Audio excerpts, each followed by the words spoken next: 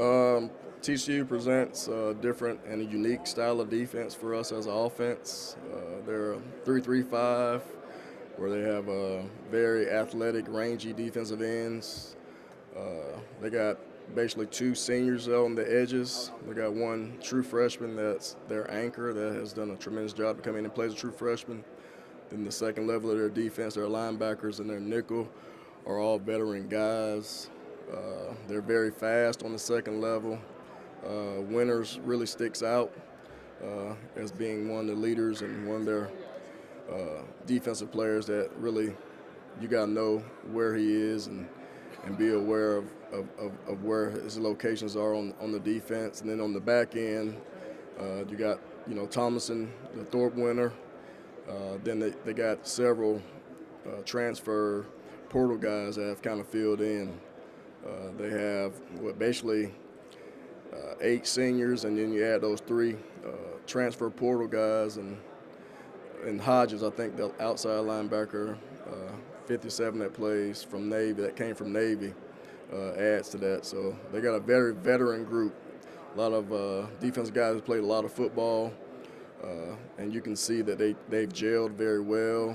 You got to credit Coach Patterson for kind of recruiting those younger guys and that development, but then just Coach Dykes and Coach Gillespie, the DC, implementing their new culture and just getting that buy-in for that defense and just an overall team philosophy.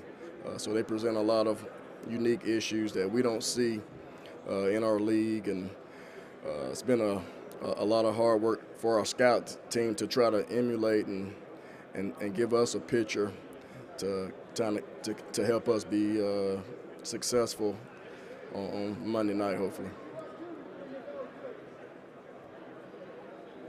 You're one of the few people in this room that goes back to 2016. Anytime there's a new regime, a new coach, new way of doing things, there's some level of resistance or tough transition. What do you remember from that season, the difficulties of that season? I remember having to get on a bus because a new facility was being built. I remember getting on the bus, having to ride basically 15 to 20 minutes to a solar panel area where we had practice, having to get off that bus and go back. So you lost a lot of travel time. I also remember when we did have inclement weather, we would try to go down to Flowery Branch and borrow Atlanta's indoor or use the I think it was the Dome then. So that was a 3-hour just travel trip. So I remember the travel times being very, very hard on our kids, and just that structure of practice where you lose out on that consistency. I know that I spoke to Lorenzo Carter and Dick Blazevich and a few other guys about the practicing was different than under the previous regime. Was that there was some. It wasn't necessarily open rebelling, but there was a little bit of, I'm not used to doing things this way. Some guys just never clearly got on board. Mm-hmm. As a coach, can you sort of see that some guys? I wouldn't necessarily say they didn't get on board. I think Coach Smart had a high standard for us as coaches and our players, and it was our job to create a very fast practice. Coach Smart's very organized. He expects coaches to know exactly where we're going and be ahead of the kids and getting those guys going in the right direction. This program was built on physicality, and I know a lot of our kids refer to Tuesday practice as Bloody Tuesday, which is a very physical practice, but it's not necessarily actual blood. But our strength coaches will do some things to make it more exciting, to get our guys motivated on a Tuesday practice. But there is a lot of good on good where you get a chance to play against basically, best offense, best defense in our conference. So we try to make Tuesdays harder than the game. And I think our kids and coaches have done a great job of buying into that. And one last thing, with TCU getting in this year, and obviously playoffs eventually expanding to 12 teams, how much more difficult is it going to be for the quote-unquote traditional college football powers to navigate through a postseason every year and almost even establish sort of a dynasty or whatever, like Georgia's trying? Well, I don't know about dynasty, but I just know the standard that we have first goal is always to win the SEC East. Then if you can win the SEC, and then whatever comes out of that normally provides a great opportunity to make the top 4, and you would think the top 12 when the CFP expands that to 12 teams. I do think it will be a challenge. How they're going to determine the venues. If you just think back to this, it was very, very cold where you had all the inclement weather and things of that sort. So I think there are some things that that they're going to have to make some decisions on locations and how that progresses. Michael. Dell McGee, man, you're a Columbus guy just like myself, So what's it like, coming from Columbus and being on the national stage like that? Well, you should be able to answer that question better than me. But had a great opportunity to recruit Michael. Great family, great kid, great person.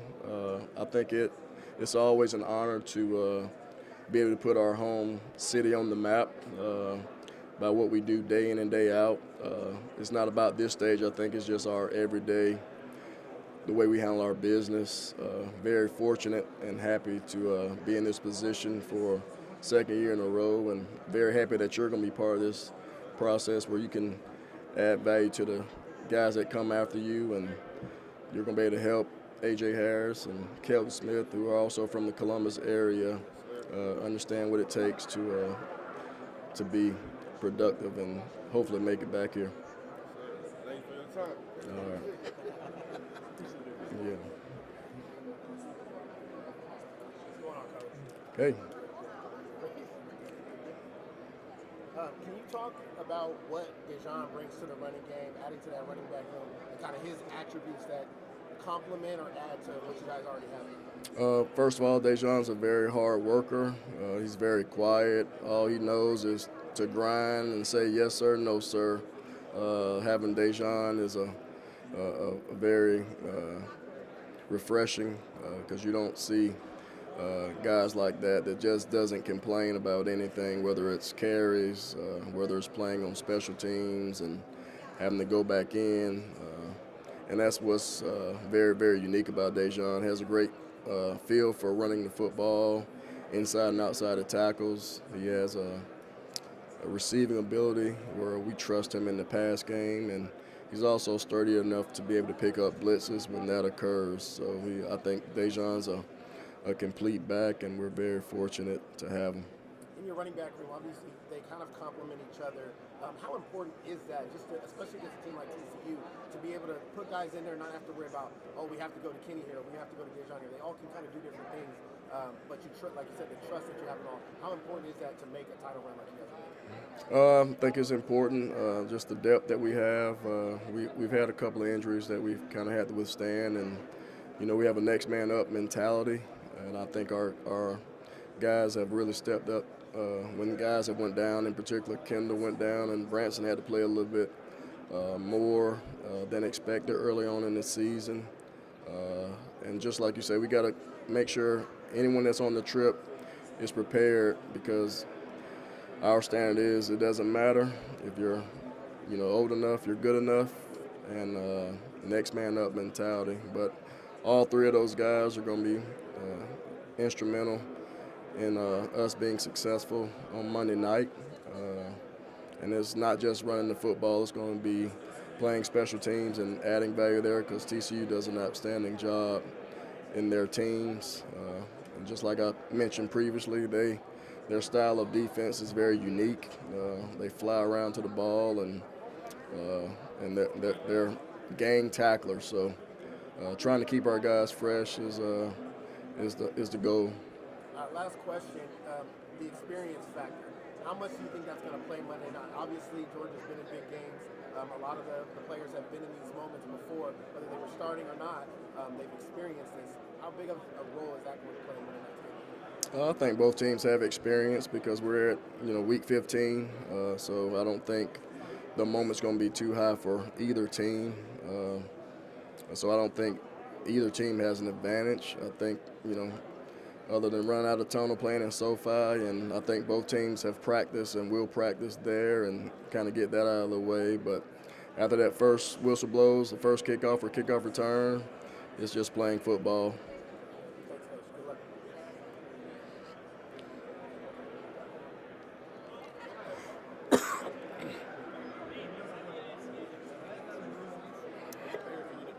No, I didn't see that. Appreciate it. Sick, yo. Sick. Hey, you doing all right? Just curious, how is this different than last year?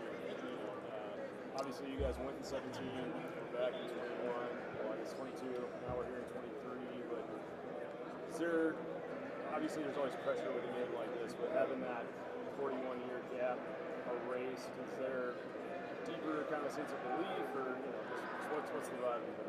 I just think this team has a different mindset. They want to do something different this year. And right now, they've put themselves in a position to be different than even last year's team.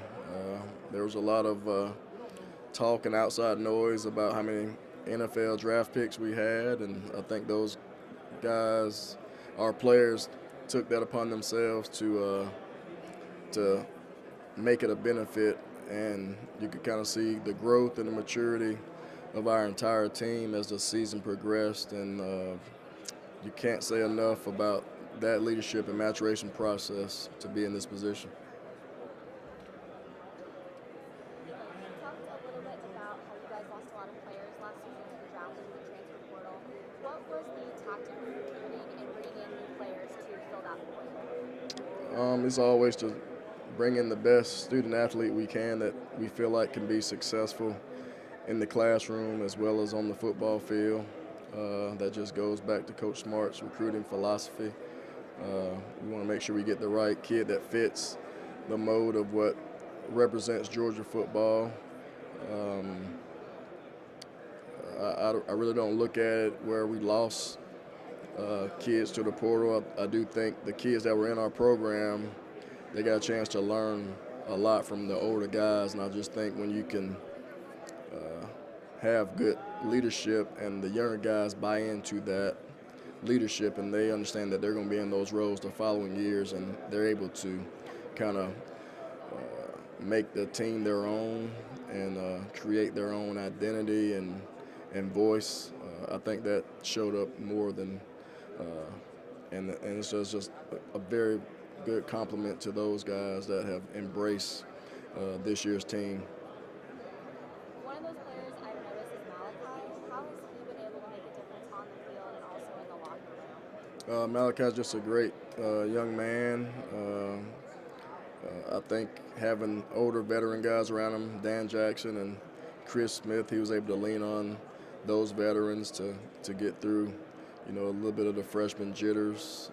We're in week 15, so now he's not really considered a true freshman anymore. He's played a lot of football, and I think he has confidence in his abilities, and hopefully they'll show up on Monday night. How would you describe Malachi as a person? He's a very humble kid. I think he's a great teammate. He says hello to everyone in the organization. He's a very likable person, smiling. He can joke around, so I think he has a lot of versatility to him. He's actually, one of the young guys that will be a leader moving forward. Okay, thank you. Mm-hmm.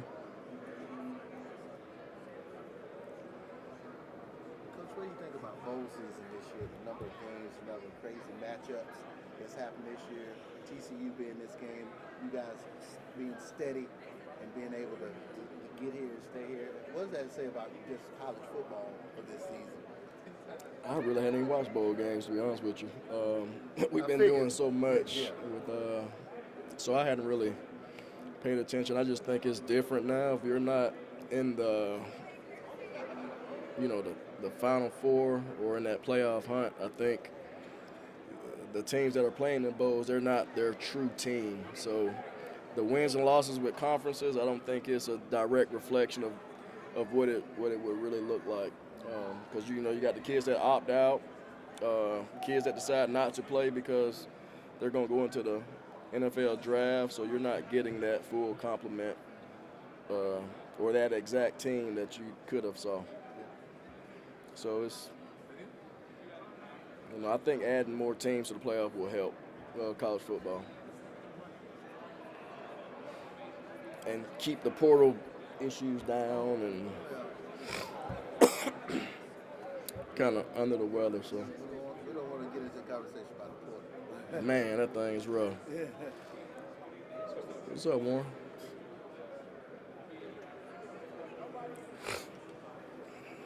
Where are you going to go when this is all done this year? Where's the vacation? First spot lined up? Hadn't even decided yet. I hadn't even decided. So 12 minutes, coach.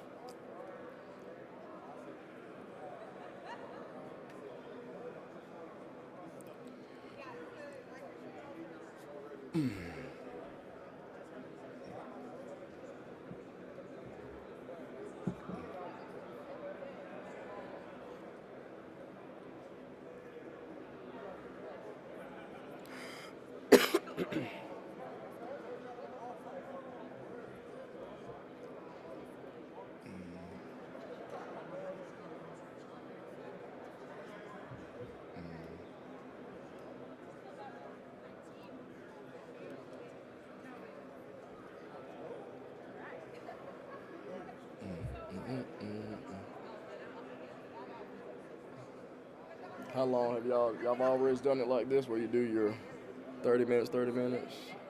No, What made? it's like whenever, like co-offensive coordinator kind of things, co-defensive coordinators, you know. Did it with Clemson, you know, Tony Scott or Tony Elliott. I got you. Can't remember the other ones. Because it wasn't like that in Indy last year. What was that? It wasn't like that in Indianapolis. No, you were doing Zoom last year. Zoom. We It didn't- was we it didn't have COVID? we didn't have media day. That's right. Yeah. That's- Since New Orleans was the last time we had it. Yeah. I got you. That makes sense.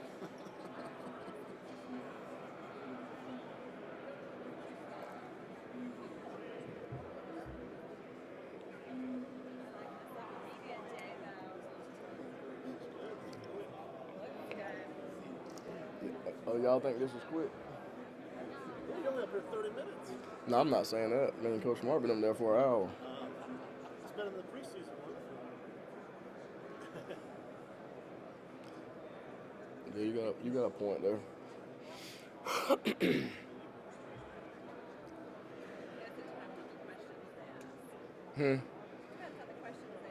Mm-hmm.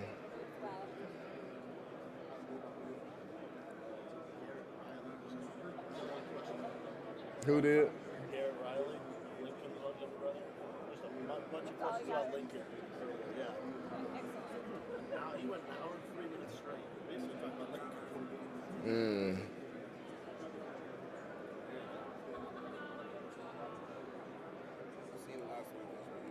I didn't see you last week, actually. I'm here with, can I call you Dell, Coach?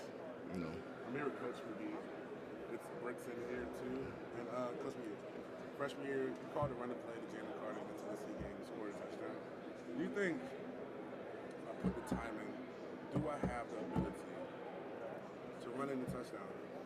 We throw that heavy back shit. Do you think I'll ever have the shot to do it? Did you ever call a 97 dive? Well, first off, it was a pass play to Jalen. He didn't actually run the ball I want in. to be different, Coach, so I have to run the ball. If you I want to be a running back, not a receiver. if you put in the work, we may think about it. How about that? I can agree with that. There might be a slight chance you see number 97 crossing the edges. Maybe that's what you get. I think you'd be better suited to play tight end, though. A blocking tight end, I'll do anything that helps the team win. I was on that for 2 practices. They took me off. Why? Someone performed better. So Oscar last week took my job. We're going to end it there. Thank you, Coach Williams. All right, Warren. You got a great career, man.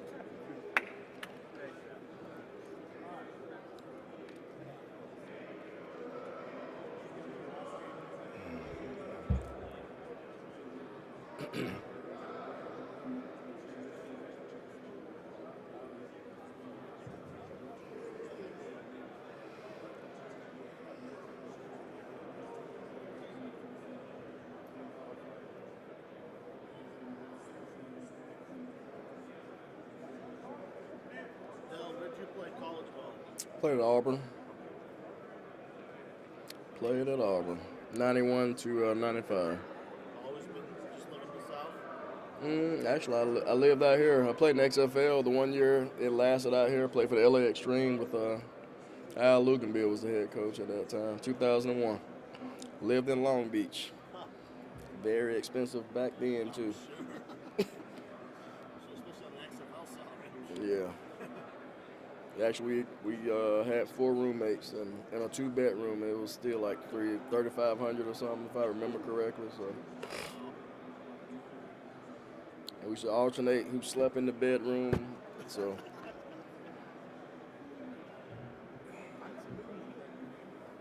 Yep. The things you do. Probably wouldn't go back and change it though, would you? Nah, can't change that. All I can do is learn from their past experiences and just move forward.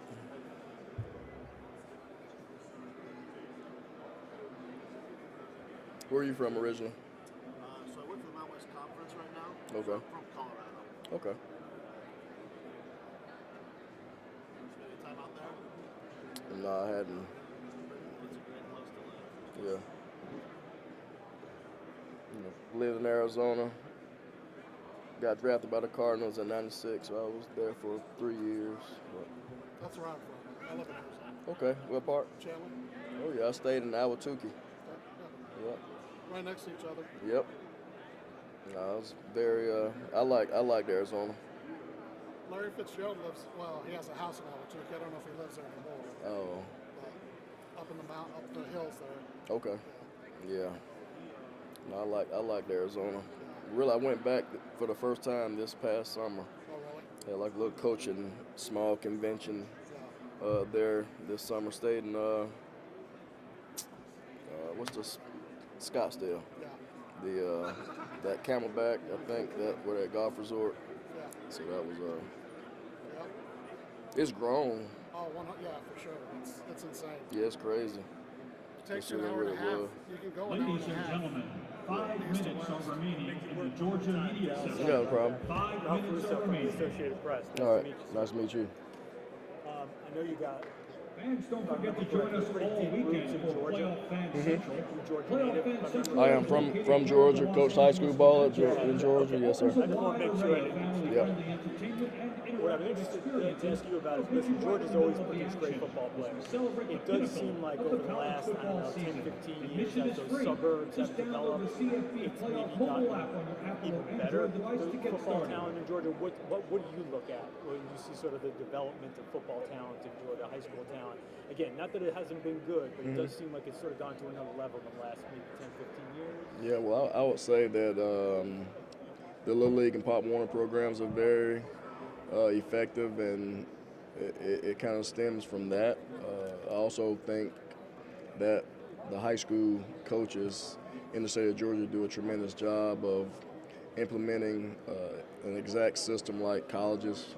When you talk about the structure of practice, their off seasons, summer conditioning, they just do a tremendous job of preparing student athletes for high school, which are very attractive to a lot of college recruiters from all across the nation. Georgia's a hotbed. If you look at the statistics of NFL players that come out of the state of Georgia, I would say per capita, you're probably talking about the #1 state when you're talking about NFL readiness. I'll follow this. So in some ways, it's like, well, hey man, those kids all want to grow up going to Georgia. What a great benefit to the University of Georgia. But there's a great airport in Atlanta. Everybody can get to Georgia. Give me the balance there of like, hey, we're fending off a lot of people, but they also are in your backyard, and a lot of them kids have an attachment. So what's the dynamic of sort of like those recruiting battles? I would just say that when you mention the Atlanta airport, and when kids from a distance that's not in your 5-hour radius that has to get on a flight, and they want to go visit, Alabama, Auburn, Clemson, Tennessee, Florida, you're able to attract those guys to come to your campus. I also think that so many of the camps, whether it's rivals, where they have those camps in Atlanta, and they're getting kids nationally to come in. You're always trying to get those kids to stop by your university as well. So I just think the off-season events gains and adds exposure to our program, and it allows the interest level for them to come and visit us. So having national kids kind of be in Georgia's backyard, that does sort of help as far as you identifying what national. When I say national, it's Brock, guys like that helps it. Well, I would say that was a recruiting piece, identification. It doesn't matter what state a student athlete lives in. We got a criteria that we go by. If they fit that criteria, then we're going to recruit our position, not just in our state, but nationally. But it helps have a pretty nice state. It doesn't make it a little, I shouldn't say easier. Well, it doesn't make it easier. I mean, when you're going out of state, you're really identifying someone that fits the standard and the mold that you want to bring into your program. So going out of state is a great deal, and it just shows that Coach Smart's willing to take kids outside that 5-hour radius. Thank you, Coach. Mm-hmm. Coach, talk to me a little bit about the transition from analyst at Auburn to getting the job at Ladies and gentlemen, there is 1 minute remaining in the Georgia as media one of the top session. 1 recruiters in minute America. remaining. What are the biggest steps that you think that helped you transition? Well, I'll first off say just being a high school coach, I was able to have Nick Saban, Urban Meyer, Pete Carroll come recruit kids, and I got a chance to see those guys sales pitches. I saw what I liked, saw what I didn't like. I saw who was genuine, who was kind of feeding the kids BS. So that helped me in my recruiting now, and I kind of use some of the things. But more importantly, I just think you got to be genuine. Did learn a lot at Auburn. Got to give a lot of thanks to Gus for giving me the opportunity to enter the college realm. And recruiting has changed so much now just because of the transfer portal, NIL. So there's just added, I wouldn't say pressure, but just different variables out there that certain kids are going to flock to, and you just got to identify the right student athlete that's not about NIL necessarily, but it is important. And I know we're very competitive when it comes to that. And you got to want to play at Georgia to be at Georgia. Today's media day. For those members of the media who took transportation from the media hotel, departures will begin shortly in the same location as drop-off. Just shows his relentlessness, the way he keeps and upholds his coaches to a high standard. It's a credit to every member in our organization, and it's a very surreal opportunity. Very fortunate to be in this position. I think it goes to show the leadership of our team now that they were able to embrace this opportunity and try to create their own identity and trying to do something different. Good stuff there, Georgia.